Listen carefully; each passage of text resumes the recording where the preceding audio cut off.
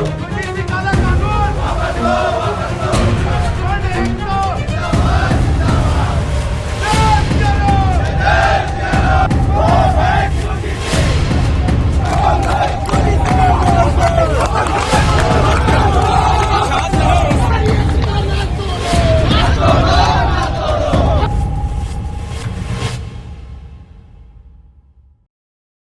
UGC के नए नियमों पर देश भर में विरोध, सड़कों से लेकर संसद तक उठ रहे हैं सवाल।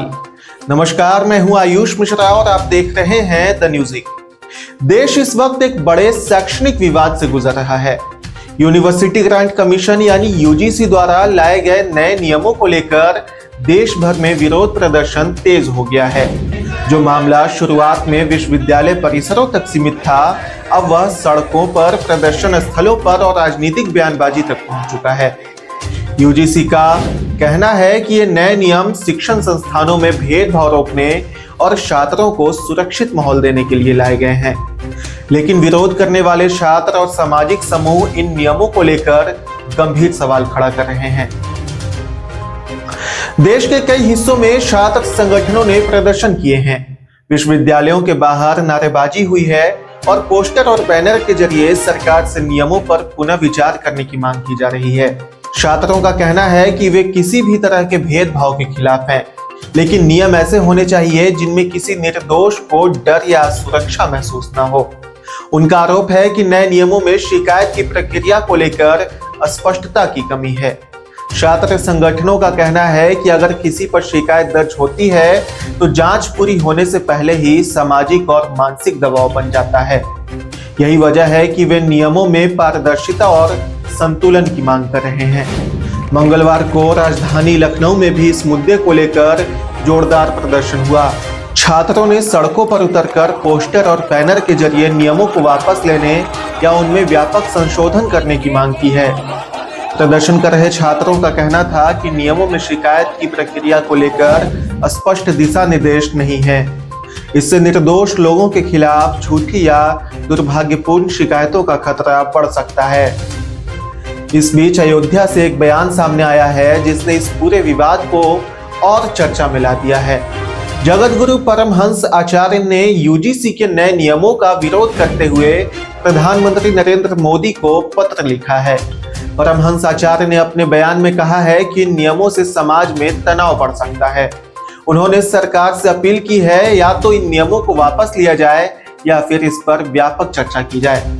उन्होंने यह भी कहा है कि नियमों में संतुलन नहीं रखा गया तो समाज के अलग अलग वर्गों के बीच टकराव की स्थिति बन सकती है। परमहंस आचार्य ने अपने बयान में 40 दिनों की समय सीमा का उल्लेख भी किया है। आज मैंने देश के माननीय प्रधानमंत्री श्री नरेंद्र मोदी जी को पत्र लिख करके और मैंने मांग किया है कि या तो आप यूजीसी के नए नियमावली को वापस कर दीजिए, नहीं तो मुझे इच्छा मृत्यु की अनुमति प्रदान करिए। उनके सवर्णों के बच्चों को निर्दोष होने पर भी फंसाया जाएगा और अगर कोई झूठा फंसा रहा है तो उसके ऊपर कोई कार्रवाई नहीं होगी। इससे क्या होगा? इससे जो है अराजकता बढ़ेगी, अपराध बढ़ेगा, आपस में जातिवाद के नाम पर लोग लड़ेंगे। अब जो है या तो मोदी जी देश को बचा लीजिए और नहीं अगर आप ये वापस लेते हैं तो मुझे इच्छा मृत्यु की अनुमति प्रदान करिए। उनके इस बयान के बाद राजनीतिक और सामाजिक स्तर पर प्रतिक्रियाएं तेज हो गई हैं। कई लोग इसे अभिव्यक्ति की स्वतंत्रता को लेकर देख रहे हैं तो कुछ लोग इसे दबाव की राजनीति मान रहे हैं। अब बात करते हैं सरकार के पक्ष की। केंद्रीय शिक्षा मंत्री धर्मेंद्र प्रधान ने इस पूरे मुद्दे पर अपनी स्थिति स्पष्ट की है। उन्होंने कहा है कि यूजीसी के नए नियम किसी भी वर्ग के खिलाफ नहीं है। धर्मेंद्र प्रधान के अनुसार ये नियम छात्रों की सुरक्षा और सम्मान सुनिश्चित करने के लिए बनाए गए हैं। उन्होंने कहा है कि शिक्षण संस्थानों में किसी भी प्रकार का भेदभाव स्वीकार नहीं किया जाएगा। शिक्षा मंत्री ने यह भी स्पष्ट किया है कि अगर नियमों को लेकर किसी तरह का भ्रम है तो सरकार संवाद के लिए तैयार है। उन्होंने कहा कि हर शिकायत की जांच नियमानुसार की जाएगी और किसी निर्दोष को परेशान नहीं किया जाएगा। सरकार का यह भी कहना है कि नियमों में पहले से ही जांच और सुनवाई की प्रक्रिया तय है। किसी भी निर्णय से पहले तथ्यों और सबूतों की जांच की जाएगी। हालांकि विरोध कर रहे छात्र और संगठन सरकार के इन आश्वासनों से पूरी तरह संतुष्ट नहीं है। उनका कहना है कि जब तक नियमों की भाषा और प्रक्रिया को और स्पष्ट नहीं किया जाता तब तक आशंकाएं बनी रहेगी। शिक्षा विशेषज्ञों का मानना है कि यह विवाद सिर्फ नियमों तक सीमित नहीं है, यह शिक्षा प्रणाली में विश्वास, सामाजिक संतुलन और संवाद की कमी से भी जुड़ा हुआ है। विशेषज्ञों के अनुसार अगर सरकार और छात्रों के बीच समय रहते बातचीत नहीं हुई तो यह मुद्दा और बड़ा रूप ले सकता है। इससे न सिर्फ शिक्षा व्यवस्था प्रभावित होगी बल्कि सामाजिक माहौल पर भी असर पड़ेगा।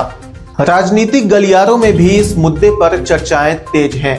कुछ दल इसे सामाजिक न्याय से जोड़ रहे हैं तो कुछ इसे छात्रों के भविष्य से जुड़ा मुद्दा बता रहे हैं। फिलहाल स्थिति यह है कि देश के अलग अलग हिस्सों में विरोध जारी है। छात्र संगठनों ने संकेत दिए हैं कि अगर उनकी मांगों पर ध्यान नहीं दिया गया तो वे आगे भी प्रदर्शन कर सकते हैं। अब सबसे बड़ा सवाल यही है कि क्या यूजीसी के नए नियम अपने उद्देश्य को पूरा कर पाएंगे? क्या छात्रों की आशंकाओं को दूर किया जाएगा या फिर विवाद और गहराएगा? सरकार के सामने चुनौती है कि वह छात्रों का भरोसा भी बनाए रखे और भेदभाव रोकने के लिए अपने लक्ष्य पर भी कायम रहे। यह मामला आने वाले दिनों में शिक्षा, राजनीति और समाज तीनों पर असर डाल सकता है। हम इस मुद्दे से जुड़े हर अपडेट पर नजर बनाए हुए हैं। जो भी जानकारी सामने आएगी हम आप तक सबसे पहले पहुंचाएंगे। तब तक के लिए धन्यवाद और देखते रहिए द न्यूज़।